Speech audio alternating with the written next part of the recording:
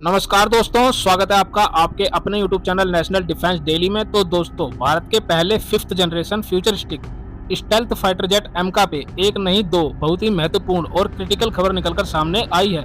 पहली जो खबर आई है वो आई है एमका के निर्माण कार्य को लेकर, और जो दूसरी खबर आई है वो आई है एमका के सरकार द्वारा दिए जाने वाले ऑर्डर को लेकर। क्योंकि अब एमका के लिए जो ऑर्डर दिया जाना था उसमें एक बड़ा पेंच फंस चुका है और भारत सरकार को जल्दी इस पर कोई बड़ा फैसला लेना होगा। वहीं एक छोटा सा अपडेट एमका प्रोग्राम की फंडिंग को लेकर भी आया है, वो भी मैं आपको साइड में बताता चलूंगा।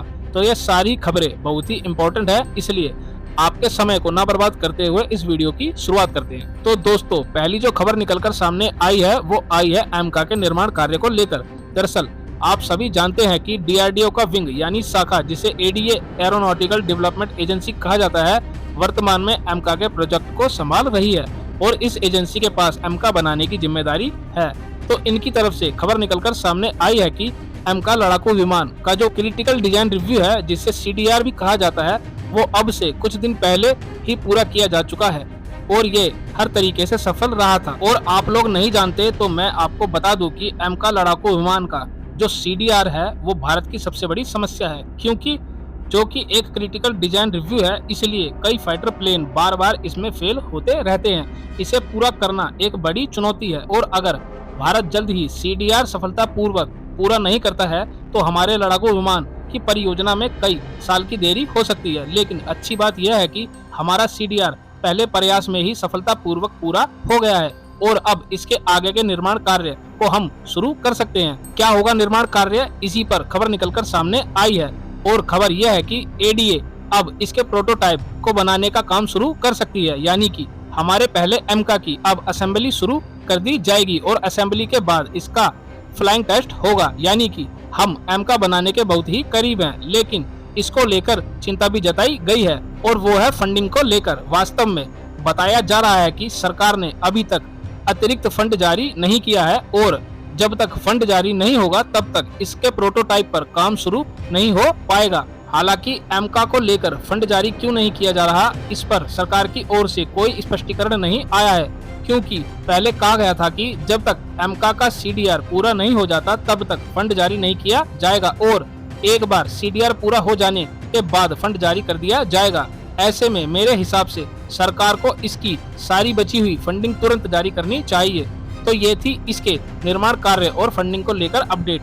अब बात करते हैं दूसरी सबसे बड़ी और महत्वपूर्ण खबर की, जो आई है इसके ऑर्डर को लेकर। दरअसल रिपोर्ट यह है कि पहले एमका को लेकर भारत की योजना थी कि हम एमका के 2 मॉडल तैयार करेंगे। पहला एमका मार्क 1 होगा, दूसरा एमका मार्क 2 होगा और दोनों के बीच 5 से 7 साल का गैप होगा। और इन दोनों में मुख्य रूप से अंतर क्या होगा, तो पहला अंतर यह है कि एमका मार्क 1 में हम कुछ तकनीक दूसरे देशों से लेंगे, जैसे हम इसका इंजन यूएस या यूके से लेंगे। इसके अलावा हम कुछ और तकनीक आउटसोर्स कर सकते हैं। लेकिन वहीं एमका मार्क 2 की बात करें तो इंजन भी 100% स्वदेशी होगा और सभी तकनीक यहाँ तक कि स्टेल्थ कोटिंग भी स्वदेशी होगी, यह 100% भारतीय होगा। और पहले कहा गया था कि हम एमका के करीब 16 लड़ाकू विमान खरीदेंगे जो मार्क 1 होंगे, जबकि मार्क 2 मॉडल के और 100 लड़ाकू विमान हम बाद में खरीदेंगे। लेकिन अब रिपोर्ट आ रही है कि यह आंकड़ा 200 के पार जा सकता है और यह प्राइवेट सेक्टर की वजह से है।